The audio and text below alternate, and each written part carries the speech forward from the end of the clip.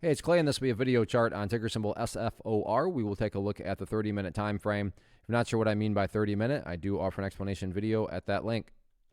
Well, another day, and the price drifted down here a little bit more. And you know what's really stood out to me now, and which seems to be kind of the annoying and stubborn area of this chart now, is this trend line right here.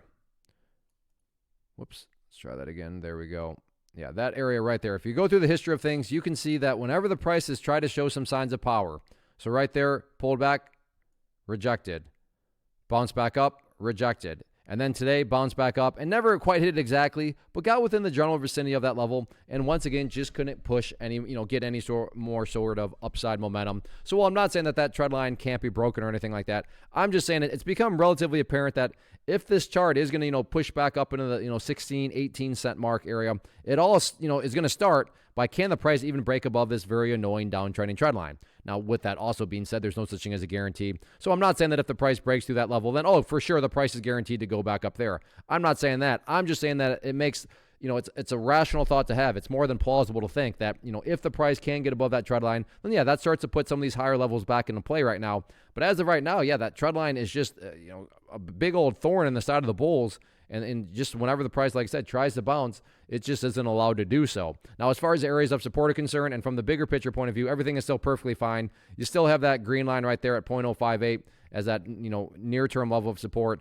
And even after that, if that were not to hold, you have the pink line right there, which on my chart denotes the very famous, the very well-known 200 period moving average. So it's not like any of this is, in the tone of, oh, this chart is absolutely destroyed. Not at all. I'm just saying it's more of an annoyance level, and that's certainly going to be that key level of resistance that'll need to be broken in the near term. But let's see how this one closes out the week on Friday.